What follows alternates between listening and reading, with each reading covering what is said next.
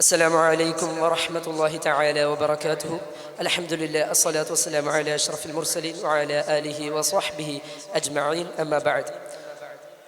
Respected judges and my dear blood friends, in this very auspicious occasion,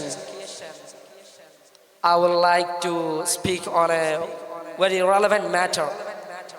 Topic is Modi 3.0, still the government saves corporates. Let's talk about a recurring criticism about the Modi government when it is its third term. It's preserved favoritism for corporatism. While every government trust must balance their economic growth with the public welfare, but we see in this country, in these states, we see the beneficiaries were large corporates only. Let's split this matter to some kind of parts. In 2019, there was a report, you may heard. The Modi government slashed the corporate taxes from 30% to 22% for the existing companies and to 50% for the new manufacturing companies. But the fact is, the large corporations are the only beneficiaries for that. The government, the next step is the government has aggressively pushed for privatizing the public sectors like Air India and monetizing the national assets such as highways, railways and power grids. Another fact is, you all may heard about Adani controversy. His favoritism towards the company of Adani, Reliance. In last years, we heard about the Dassault fighter jet agreement. It was first for 29,000 crores for 126 different fighter jets. But Modi came and broke the agreement and gave the agreement to his friend Adani, which he led to the company Reliance. But the second agreement was very shocking for the taxes of the poorest man in the Indian country. That was 59,000 crores only for 36 fighter jets. The cutting down payment is 50,000 crores.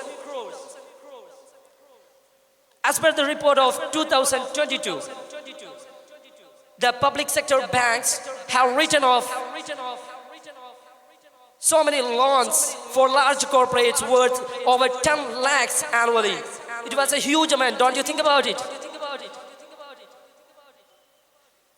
There are also attempts to amend the land acquisition laws in 2050. The beneficiaries, there is only the beneficiaries are large corporations. The 70% of the village families are farmers in our country, all you know. But they lost their land because of this law. This is because of this amendment. They lost their land and farming parts of their lives. The now repealed farm laws are very another example. There are so many glaring examples. I didn't go for it.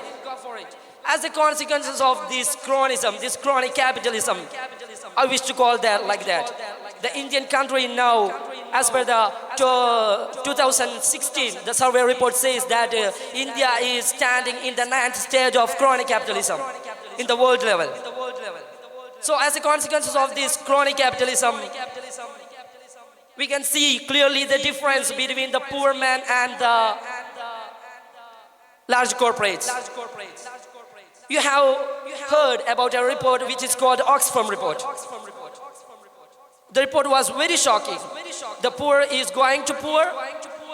The corporations are going to be bigger in the amount of their economy. 3% of the people of Indian people has only have above 60% of the wealth of the country. But 50% of the Indian people has only 6% of the wealth of the country. It was a huge difference. In conclusion, this report states that the difference of the state of our ruling party, NDA Sarkar. That's all. وآخر دعوانا الحمد لله رب العالمين. السلام عليكم ورحمة الله تعالى وبركاته. The Excel zone English allocation is going on the first stage. Judges, please note next score letter C on this stage. Subject: cyber attack problems